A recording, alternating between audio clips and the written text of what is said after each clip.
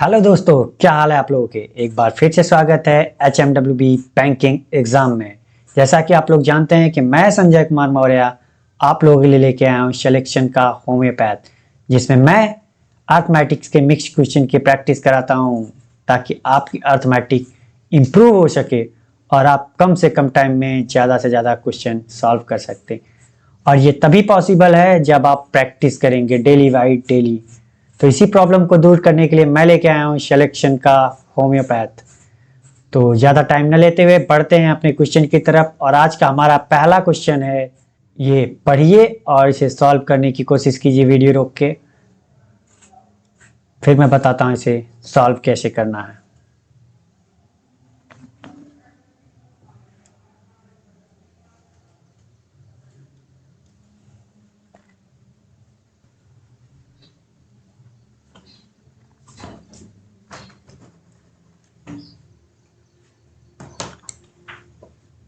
चलिए, आपने क्वेश्चन को पढ़ लिया होगा, मैं बताता हूँ इसे सॉल्व कैसे करना है। कह रहा है एक कार्यालय में पुरुष और महिला कर्मचारियों की औसत वजन क्रमशः 69 किलोग्राम और 54 किलोग्राम है और कार्यालय का औसत वजन 60 किलोग्राम है। यदि 11.11% महिलाएं और 25% पुरुष अनुपस्थित हैं तो कार्यालय में उपस्थित महिलाओं की संख्या का कार्यालय में उपस्थित पुरुषों की संख्या से अनुपात बताना है। तो ठीक है, तो हम मान लिया हमने कि पुरुषों की संख्या कितनी है, मेल की संख्या x एंड फीमेल की कितनी है y। तो टोटल वेट ऑफ मेल कितना होगा,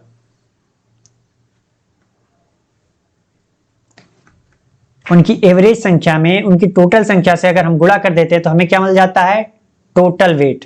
ठीक है, तो उनकी एवरेज संख्या कितनी है 69, उनकी संख्या कितनी है x, तो कितना हो जाएगा 69x। अगर टोटल वेट हम फीमेल की निकालें तो सेम काम वही इसमें भी करना पड़ेगा।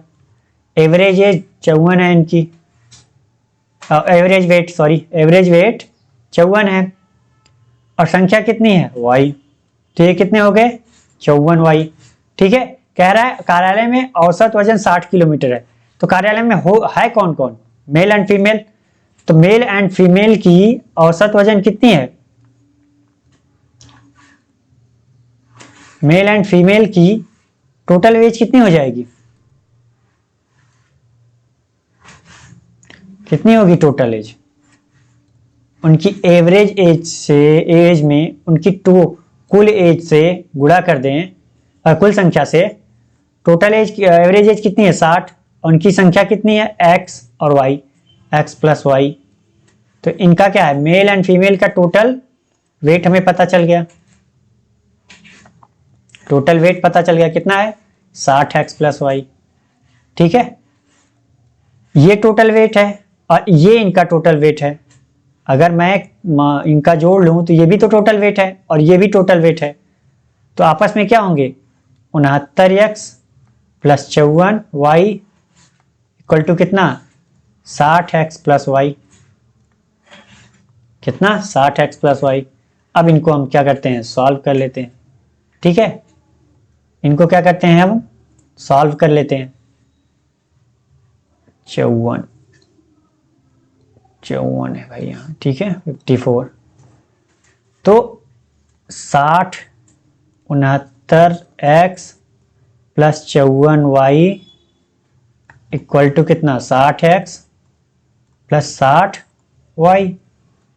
x को इधर लाते हैं, y को इधर ले जाते हैं, तो कितना बच जाएगा 69 में से 60 गया तो कितना 9x और इधर कितना बचेगा 6y, 60 में से 54 गया 6, तो x इंटू वाई का रेशियो क्या आ गया, कट जाएगा ये 3 त्रिका 9 3 दूनी 6, कितना आ गया 2 और 3, क्या आ गया 2 और 3। ठीक है, एक्स वाई का रेशियो क्या आ गया हमारा 2 और 3। ये प्रेजेंटेज वो थी वेट। लेकिन कह रहा है कि अगर इनकी महिलाओं और पुरुषों की अनुपस्थिति, ये प्रेजेंट में उपस्थित लोग हैं जो इनकी अनुपात है। ठीक है, प्रेजेंट में उपस्थित, पहले कितनी थी, ये क्या है हमारी महिलाएं हैं, फीमेल हैं, ये क्या है, मेल है हमारे, ठीक है, ये फीमेल ये मेल, ठीक है।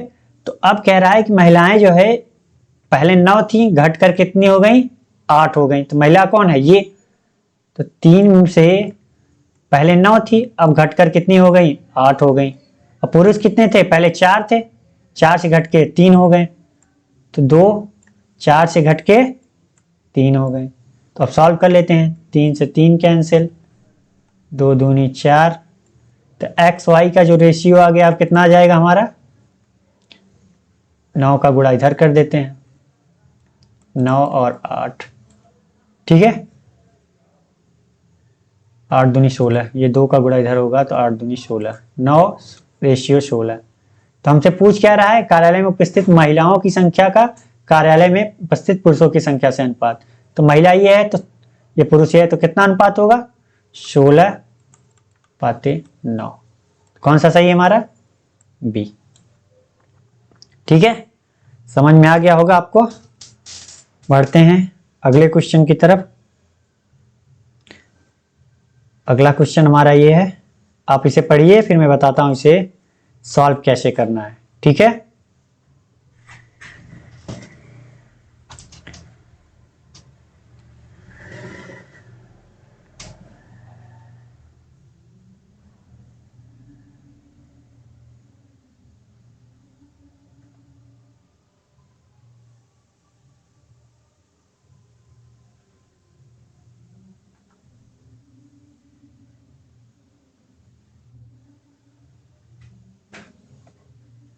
चलिए आपने पढ़ लिया होगा, मैं बताता हूं इसे सॉल्व कैसे करना है।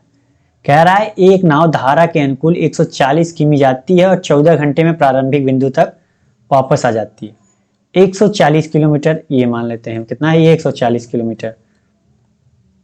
और धारा जो हमारी है वो इधर की बह रही है। तो 140 किलोमीटर जाता है फिर वापिस आता है, तो टाइम कितना लगता है, 14 घंटे। कितना लगता है, 14 घंटे। तो यहां पे कह रहा है कि टाइम जो है वो डाउन स्ट्रीम, टाइम जो है अप स्ट्रीम, अप स्ट्रीम, ठीक है। कह रहा है यदि समय का 2/7 भाग अनुकूल यात्रा में चला जाता है, अगर टोटल टाइम 7 है, 7 में से अगर 2 चला गया वो अनुकूल मतलब up stream, sorry down stream, तो अप स्ट्रीम कितना होगा, 5। तो टाइम का रेशियो क्या आ गया हमारा, 2:5 आ गया, ठीक है। ये क्या आ गया हमारा, टाइम का रेशियो। तो 7 यूनिट बराबर दे रखा है उसने, कितना, 14 घंटे। कितना, 7 यूनिट बराबर 14 घंटे। तो 1 यूनिट का मान कितना होगा, 2। तो 2 यूनिट का मान 4 आवर और 5 यूनिट का मान 10 आवर। मतलब कि ये कि धारा के अनुकूल जाने में वो 4 घंटे लेता है और वापिस आने में उतनी ही किलोमीटर दूरी चलने में कितना टाइम लेता है, 10 घंटे। यहां पे 4 घंटे लेता है जाने में और वापिस आने में कितना लेता है, 10 घंटे, ठीक है। तो हमसे पूछ क्या रहा है, यदि समय इतना है तो धारा के अनुकूल यात्रा, तो धारा की गति बतानी है, ठीक है। क्या बतानी है, धारा की गति। तो धारा की गति बतानी है तो अनुकूल दिशा में क्या होता है, स्पीड, v प्लस सी बराबर कितना होता है, total distance upon time. 140 kilometre गया धारा के अनुकूल कितने देर में, 4 घंटे में, ठीक है। तो अब कितना आ जाएगा, b प्लस सी बराबर 4 × 12, 4 × 5 = 20, 35 किमी प्रति आवर की स्पीड से वो धारा के अनुकूल गया। तो धारा के प्रतिकूल कैसे, कितना गया, 140 किलोमीटर अभी भी गया, लेकिन अब टाइम कितना ले रहा है वो, 10 घंटे। तो अब उसकी स्पीड क्या होगी वापिस आने में, 10 किमी प्रति आवर।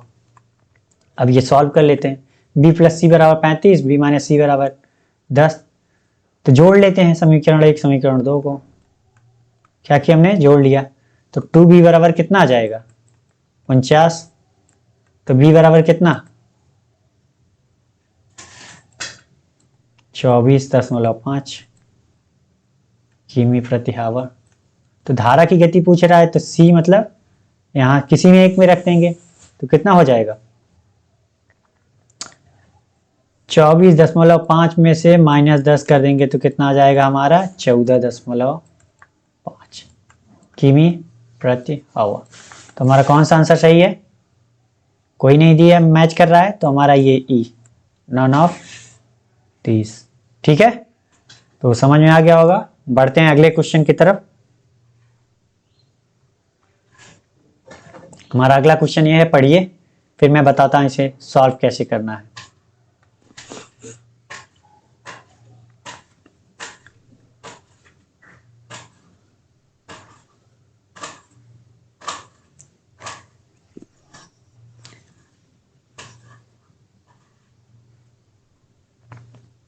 चलिए आपने क्वेश्चन को पढ़ लिया होगा, अब मैं बताता हूं इसे सॉल्व कैसे करना है। ठीक है, कह रहा 19 साल पहले पैदा हुआ दानिश, मतलब अब उसकी प्रेजेंट एज कितनी है, अगर 19 साल पहले पैदा हुआ था तो प्रेजेंट में अब उसकी एज कितनी होगी दानिश की, दानिश को डी मान लेते हैं, तो उसकी एज कितनी होगी 19 साल। कितनी होगी 19 साल।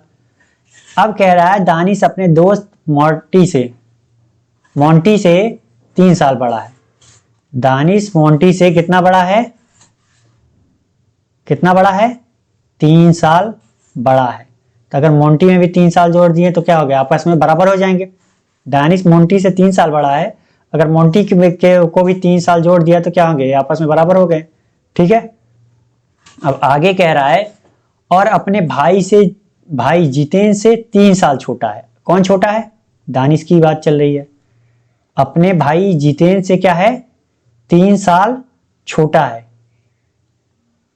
क्या है 3 साल छोटा है। जितेंद्र से कितना छोटा है 3 साल। ठीक है, अब यहां पे दानिश की एज दे रखी है 19, तो हम यहां से मोंटी की एज निकाल सकते हैं, कितना हो जाएगा 19 इधर आएगा तो कितना हो जाएगा 16। ठीक है, यहां पे 19 रख देते हैं तो जितेंद्र की एज कितनी हो जाएगी 19 3 22। ठीक है, अब सबकी एज पता चल गई। कह रहा 4 साल बाद जितेंद्र की उम्र मोंटी की उम्र से कितने प्रतिशत अधिक होगी। 4 साल बाद जितेंद्र की उम्र, 4 साल बाद जितेंद्र की उम्र कितनी होगी, 4 साल बाद जितेंद्र की उम्र कितनी हो जाएगी 22 4 26। और मोंटी की उम्र कितनी हो जाएगी, मोंटी की उम्र कितनी हो जाएगी अब 20। कितनी हो गई 20। कह रहा है कि जितेंद्र की उम्र मोंटी की उम्र से कितने प्रतिशत अधिक है। जितेंद्र की उम्र मोंटी की उम्र से कितने प्रतिशत अधिक है, तो यहां पे 6 अधिक है। तो 6 किस पे अधिक है 20 पे। तो 20 पंचे 100, 5 6 30, कितना आ गया 30%। कितना 30%।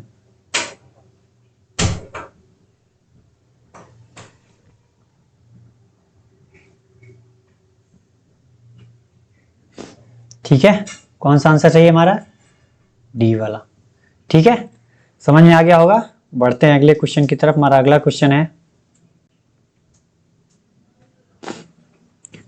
ये, इसे पढ़िए और सॉल्व करने की कोशिश कीजिए, फिर मैं बताता हूं इसे सॉल्व कैसे करना है। ठीक है,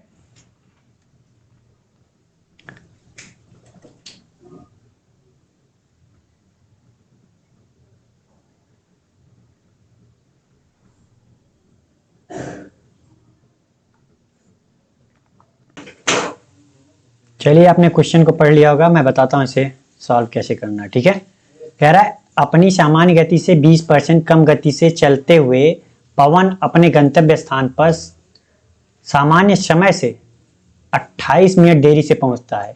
16 किमी प्रति घंटा की गति से यात्रा करके वह 3.5 घंटे में अपनी गंतव्य स्थान तक पहुंच जा सकता है।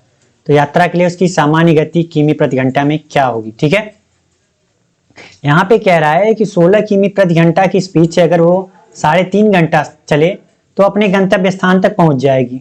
ठीक है, मान लेते हैं यहाँ से चलता है वो और यहाँ उसकी गंतव्य स्थान है। तो अगर 16 की स्पीड से 3.5 घंटा चले तो हमें डिस्टेंस क्या होगी हमारी पता चल जाएगी। 16 गुणित 3.5 घंटे तो कितना हो जाएगा 56 किलोमीटर। कितना, हमें डिस्टेंस पता चल गई। लेकिन वो कह रहा है कि स्पीड हमारी जो थी वो इनिशियल, उसकी जो सामान्य गति थी और अंतिम गति, ये कह लीजिए इनिशियल एंड फाइनल। ठीक है, सीधा सीधा इनिशियल एंड फाइनल स्पीड। ठीक है, कह रहा है आपको पता है कि 20% का मान क्या होता है, सीधा सीधा 1/5 होता है। तो क्या है 20% कम हो रही है, मतलब पहले 5 थी घट करके कितनी हो रही है 4। तो पहले उसकी स्पीड थी 5, 20% घट गई तो मतलब 4 रह गई। अब हम मान लेते हैं उसकी स्पीड पहले 5x थी अब 4x है। ठीक है, तो 140 किलोमीटर, सॉरी कितना किलोमीटर 56 किलोमीटर, 56 किलोमीटर जाने में उसको जो सामान्य समय वो कितना लगेगा 5x, क्योंकि पहले जो स्पीड थी उसकी 5x थी। लेकिन बाद में कह रहा है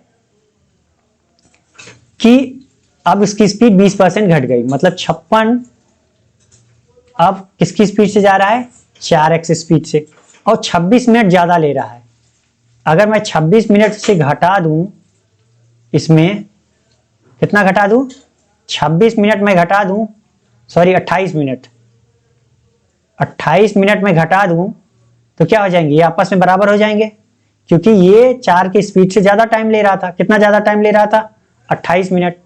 तो अगर मैं इसमें से इसमें घटा दूं तो ये क्या, दोनों आपस में बराबर हो जाएंगे।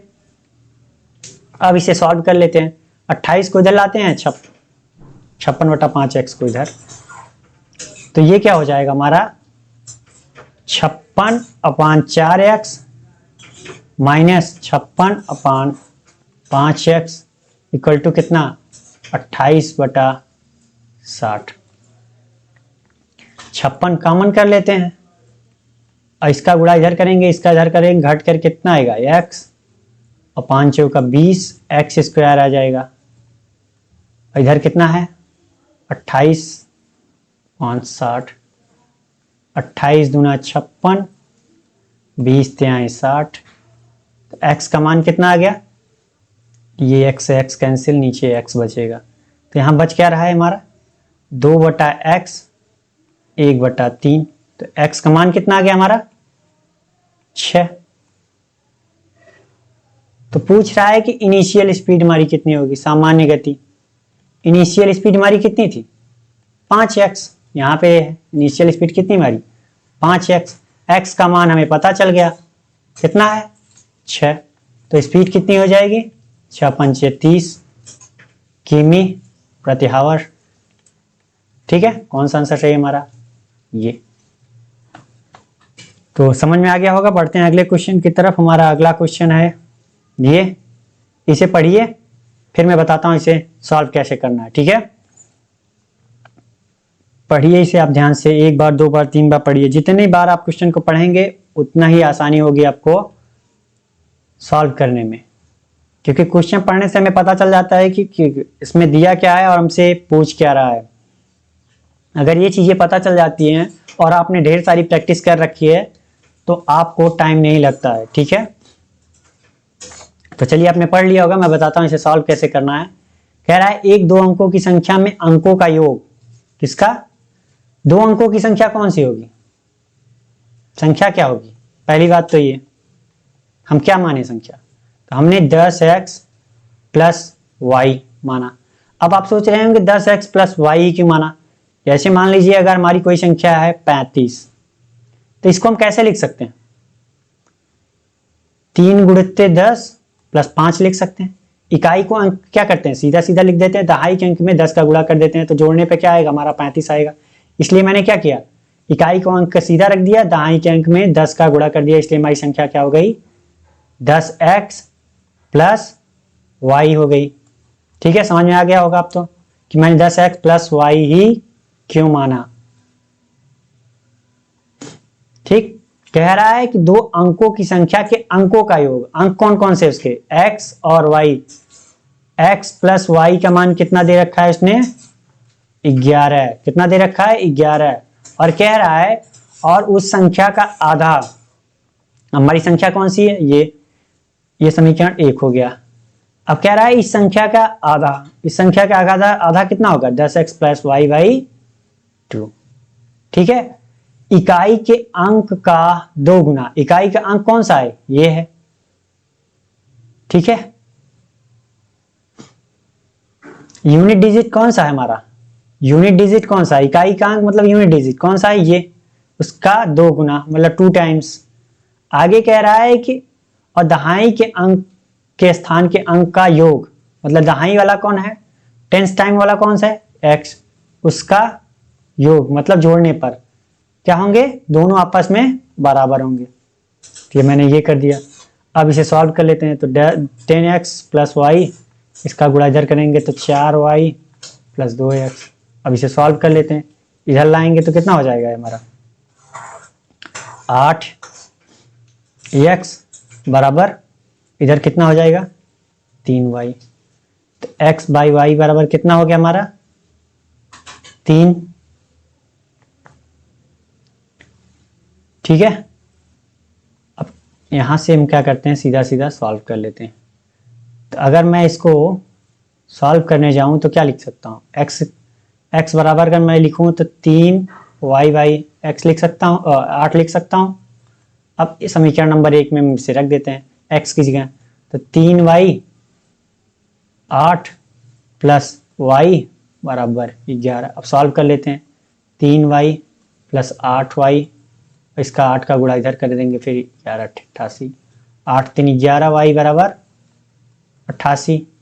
तो y बराबर कितना 8, y बराबर 8, x बराबर कितना आ जाएगा हमारा 11 में से 3 गया 8 गया 3, x y का मान आ गया। तो वह संख्या पूछ रहा है, संख्या क्या है हमारी 10x प्लस वाई। अब रख दीजिए, x की जगह 3 रखना है तो 30 हो जाएगा ये, और y की जगह 8 रखना है तो कितना हो जाएगा टोटल ये 38। कौन सा आंसर चाहिए हमारा ये 1 नंबर। ठीक है, तो समझ में आ गया होगा आपको। बढ़ते हैं अगले क्वेश्चन की तरफ। हमारा अगला क्वेश्चन ये है, आप इसे पढ़िए फिर मैं बताता हूं सॉल्व कैसे करना है। मैं इसमें आप लोगों के लिए मिक्स्ड क्वेश्चन जो लेके आया हूं, उसमें सिंपल क्वेश्चन भी है हार्ड भी क्वेश्चन भी है, और धीरे धीरे आप जैसे प्रैक्टिस करते रहेंगे मैं इसकी जो क्वेश्चन के टफ करता जाऊंगा, ताकि आपको एक बैग टफ ना लगे। धीरे धीरे आप टफ पे जाएंगे तो सारी चीजें आपको समझ में आती रहेंगी। और दूसरी बात कि आपको किसी भी क्वेश्चन का बेसिक आना बहुत जरूरी है, क्योंकि बेसिक से ट्रिक बनता है, ट्रिक से बेसिक नहीं बनता। कभी कभी क्या होता है कि ऐसे क्वेश्चन भी आते हैं जिसमें हम ट्रिक का यूज नहीं कर पाते, बेसिक्स का यूज करना पड़ता है। तो इसलिए बेसिक हमारे लिए इम्पॉर्टेंट है। ठीक है, तो आपने क्वेश्चन को पढ़ लिया होगा, मैं बताता हूँ इसे सॉल्व कैसे करना है। कह रहा है एक आदमी 16,000 रुपए का एक हिस्सा 10% पर और शेष 8% पर निवेश करता है। तो 10% निवेश पे सालाना 8% पे निवेश से 70 रुपए अधिक प्राप्त होता है। तो 8% पे निवेश की राशि बतानी है। ठीक है, एक आदमी 16,000 रुपए, तो 10% पे कितना, 10% वाला हिस्सा मान लेते हैं कितना है 8% वाला मान लेते हैं। 8% वाला हिस्सा हमारा कितना है x, तो 10% वाला हिस्सा हमारा कितना हो जाएगा 16,000 में से घटा देंगे, क्योंकि टोटल तो 16,000 है। तो कह रहा है कि 10% वाला हिस्सा निवेश से सालाना 8% वाले हिस्से से 70 रुपए अधिक है। तो 10% वाला ये है।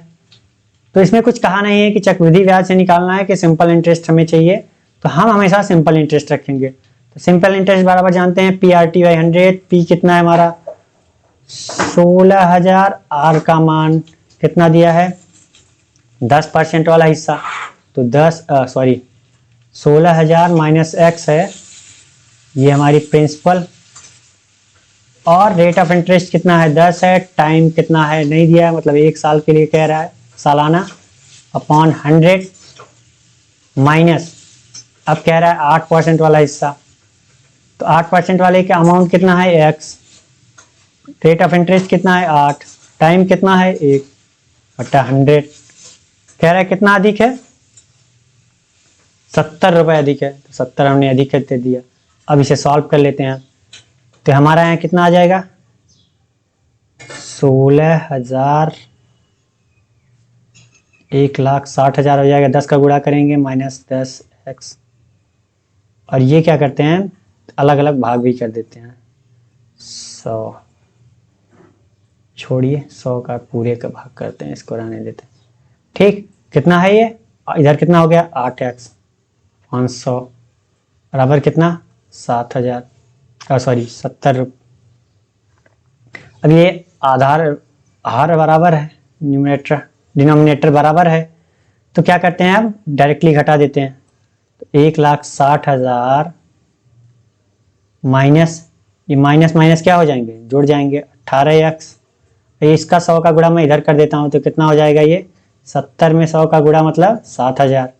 अब सॉल्व कर लेते हैं, तो 18x बराबर ये इधर आएगा, ये इधर गया, तो कितना आ जाएगा 1,53,000, 1,53,000 आ गया। ठीक है, तो x का मान यहाँ से कितना आ जाएगा 153,000 तो 9 से करते हैं, 9 दूनी 18, 17 9 9 17 में 53, 17,000, 2 से भाग देंगे तो कितना 8500, x का मान कितना आ गया हमारे पास 8500। पूछ किसका रहा है x का, 8% वाला, 8% वाला हिस्सा कितना था हमारा x ही था, तो x का मान हमारा आ गया कितना 8500। तो हमारा कौन सा आंसर सही है सी। बढ़ते हैं अगले क्वेश्चन की तरफ, समझ में आ गया होगा। अगला क्वेश्चन हमारा है ये, पढ़िए और सॉल्व करने की कोशिश कीजिए, फिर मैं बताता हूं इसे सॉल्व कैसे करना है। ठीक है,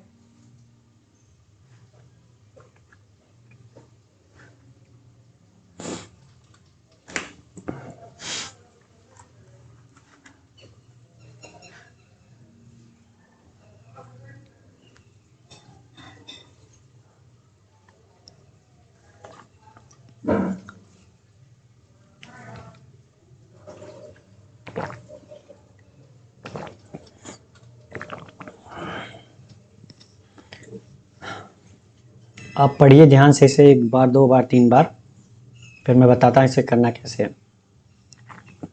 मैं यही कहूँगा कि आप ज़्यादा से ज़्यादा पढ़ने की कोशिश कीजिए, जितना आप पढ़ेंगे उतना ही क्वेश्चन आपको समझ में आने, क्योंकि एग्जाम में क्या होता है क्वेश्चन समझ में ही नहीं आता, इतना मेंटली प्रेशर होता है आपके ऊपर कि आपको क्वेश्चन समझ में ही नहीं आता कि क्वेश्चन क्या कह रहा है। तो उसके लिए आपको ज़्यादा से ज़्यादा पढ़ना पड़ेगा और ज़्यादा से ज़्यादा प्रैक्टिस करनी पड़ेगी। चलिए, आपने क्वेश्चन को पढ़ लिया होगा, मैं बताता हूँ इसे सॉल्व कैसे करना है।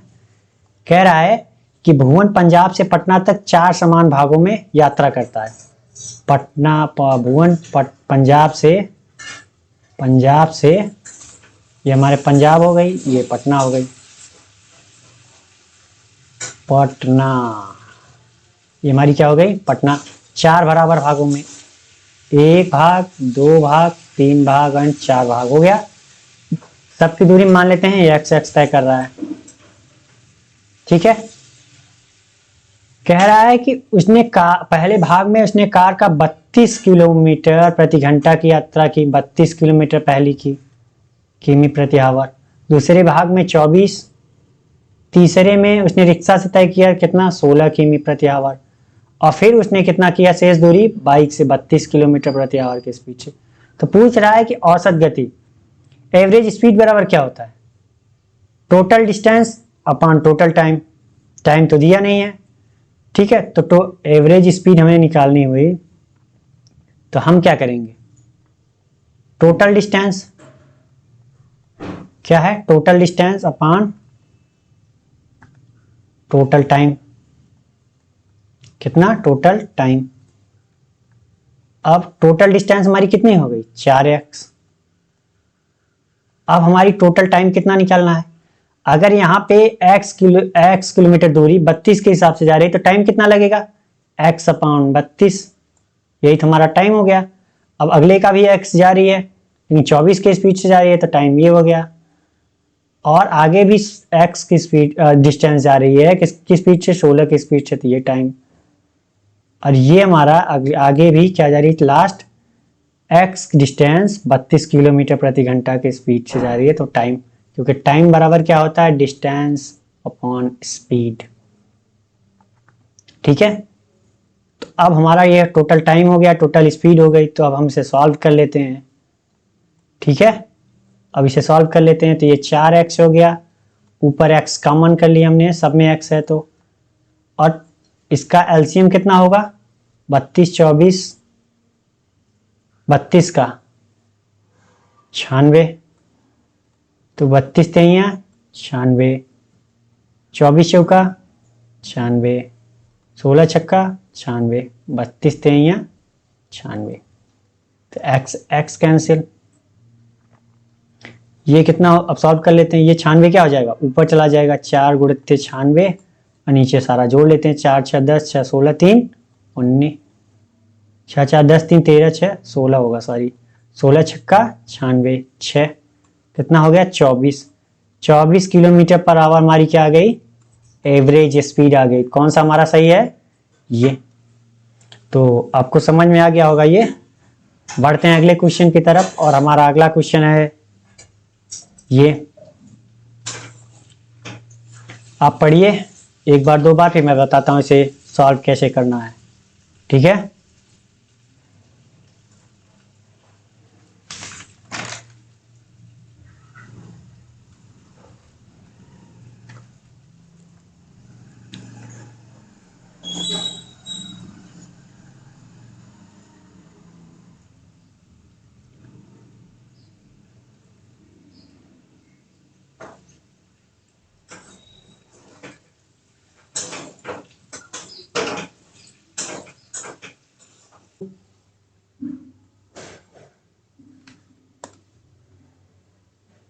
चलिए आपने क्वेश्चन को पढ़ लिया होगा, मैं बताता हूँ इसे सॉल्व कैसे करना है। कह रहा है साझेदारी में पवन का निवेश जीत के निवेश से 25% अधिक है। पवन का निवेश जीत के निवेश से 25% अधिक है, तो जी 25% का मान आप जानते हैं, सीधी सी बात, कितना होता है, 1/4। कह रहा है पवन का निवेश जीत के निवेश से, अगर जीत के निवेश 4 हो तो 25% अधिक है, मतलब पवन की निवेश कितनी होगी, 5। ये क्या हमारा इन्वेस्टमेंट का रेशियो दे रखा है। आगे कह रहा है लेकिन वे लाभ का समान हिस्सा साझा करते हैं, मतलब प्रॉफिट जो है उनका समान, मतलब 1/1। ठीक है, तो हमसे पूछ रहा है कि टाइम का रेशियो क्या होगा। तो टाइम का रेशियो के लिए हमें क्या करना पड़ता है, इन्वेस्टमेंट इनटू टाइम जो होता है उसका रेशियो क्या होता है, वो प्रॉफिट के बराबर होता है। ठीक है, वो प्रॉफिट के इक्वल होता है, जिसमें हम डिवाइड करते हैं। तो हम क्या करते हैं, अगर टाइम निकालना हुआ तो हम क्या करेंगे, प्रॉफिट में से इन्वेस्टमेंट का अगर डिवाइड कर दें, ये इसलिए मैंने लिखा है क्योंकि एग्जैक्ट नहीं होता, रेशियो में बराबर होता है, कि उसी रेशियो में हमें बांटना है, न कि इन्वेस्टमेंट इनटू टाइम का जो गुणा करेंगे वो प्रॉफिट हमारा आता है, ऐसा नहीं है। इसलिए मैंने तीर का निशान लगाया है कि वो इक्वली प्रॉफिट जो बांटा जाता है इन्वेस्टमेंट इनटू टाइम के रूप में। तो अगर टाइम मुझे निकालना हुआ तो प्रॉफिट में से इन्वेस्टमेंट को हम भाग दे दें, तो हमारा क्या आ जाएगा, टाइम का रेशियो। तो प्रॉफिट हमारा कितना है, 1 टाइम, इन्वेस्टमेंट कितनी है हमारी, 5 to 4। अब हम सॉल्व कर लेंगे तो क्या आएगा, 4 × 5, 5 इधर जाएगा 4 इधर आएगा, तो हमारा क्या आ जाएगा, टाइम का रेशियो आ गया। ठीक है, ये हमारा क्या टाइम का रेशियो आ गया। टाइम का रेशियो हमारा कितना आ गया, P&J का 4:5। अब हमसे पूछ रहा है कि पवन की निवेश की अवधि जीत के निवेश की अवधि से कितना प्रतिशत अधिक है। तो जीत के निवेश की अवधि से कितना प्रतिशत अधिक है, ये तो कम है, कितना अधिक या कम, ठीक है, तो कितना कम है, 1। पवन की कितनी, जीत से पूछ रहा है, जीत की निवेश की अवधि से, जीत से पूछ रहा है, तो जीत की कितनी है, 5। अब हमें क्या है, लॉस हो रहा है, तो लॉस लिख देते हैं यहाँ पे, लॉस परसेंटेज, LOSS। ठीक है, लॉस परसेंटेज हमारी कितनी हो जाएगी, 100 का गुणा कर देते हैं यहाँ, तो 20, कितना हो गया ये, 20% का लॉस, मतलब 20% कम है, लॉस नहीं सॉरी, कम कह सकते हो, ठीक है। नहीं, प्रतिशत अधिक या कम है, कम है, ठीक है। तो कौन सा सही है हमारा? ए। तो समझ में आ गया होगा, बहुत हार्ड क्वेश्चन नहीं था ये। बढ़ते हैं अगले क्वेश्चन की तरफ। हमारा अगला क्वेश्चन ये है, पढ़िए ध्यान से और एक बार वीडियो रोक करके आप लोग सॉल्व करने की कोशिश किया करिए, और नहीं होता है तो मैं बताने के लिए तो यही हूँ आपको, लेकिन आप अगर अपने से पढ़ करके प्रैक्टिस में मतलब उसको सॉल्व करने की कोशिश करेंगे ना, तो क्या होता है कि आपका माइंड खुलता है कि हमें ऐसे क्या करना है, क्या नहीं करना है। और आप सॉल्व करने के बाद जो भी आपका आंसर आए, गलत आए सही आए, वो कमेंट में आप आंसर दीजिएगा, और कहाँ नहीं समझ में आया आपको वो भी लिखिए, फिर मैं आपको उस पर बताता हूँ कि अगली बार मैं उस पर आपको बताऊंगा कि हाँ ऐसे ऐसे करना है, ठीक है। तो आपने क्वेश्चन को पढ़ लिया होगा, तो बढ़ते हैं सॉल्व की तरफ। मैं आपको बताता हूँ सॉल्व कैसे करना है। कह रहा है सतीश अपने दूध में 20% पानी मिलाता है और फिर वह पूरे मिश्रण को दूध की कीमत पर बेचता है। यदि पानी का क्रय मूल्य दूध के क्रय मूल्य का 60% है तो शुद्ध लाभ प्रतिशत बताना है। कह रहा है सतीश अपने दूध में 20% पानी मिलाता है, मतलब उसके पास मिल्क जो भी है 20% का मान जानते हैं कितना होता है, 1/5। कितना होता है, 1/5। अगर उसके पास मिल्क इतना था तो वाटर कितना मिलाता है, वो 1 पानी मिला देता है। मैं मान लेता हूं उसके पास 5x ये था, 1x उसने पानी मिला दिया। अब उसके पास टोटल कितना है, टोटल कितना हो गया उसके पास, 6x। कितना हो गया, 6x। कह रहा है कि यदि पानी का विक्रय मूल्य उसके क्रय मूल्य का 60% हो, तो 60% का मान आप जानते हैं कितना होता है, 3/5। अगर दूध का मूल्य 5 हो तो पानी का कितना होगा, 3। तो हम इसे मान लेते हैं दूध कितना है, 5 वाई रुपए लीटर है, और दूध की संख्या कितनी है, ये हमारी प्राइस हो गई, और ये हमारा क्या हो गया, क्वांटिटी। क्वांटिटी में प्राइस से गुणा करते हैं, और यहाँ पे पानी का मूल्य कितना है, दूध का 60%, अगर ये 5 है तो ये कितना है, 60% मतलब 3 है, तो हम 3y मान लिए। इसका गुणा यहाँ कर देते हैं, और आपस में गुणा करने के बाद क्या करते हैं, जोड़ लेते हैं। तो 25xy दूध का मूल्य में मिल गया, और पानी का कितना हो गया हमें, 3xy, ठीक है, कितना, 3xy। और यहां पे कह रहा है कि वो फिर पूरे मिश्रण को दूध की कीमत पर बेचता है। तो दूध की कीमत कितनी थी हमारी, 5y। कितनी थी, 5y। तो यहां पे टोटल बेचता कितने का है, 30y का। उसने टोटल जो खर्चा किया वो क्या था, ये हमारी सीपी हो गई, और उसने टोटल जो बेचा वो कितना बेचा, ये हमारी एसपी हो गई। तो हमारा जो है सीपी कितना आ गया, सीपी हमारा आ गया 25 3 28xy, एसपी हमारा कितना आ गया, 30y।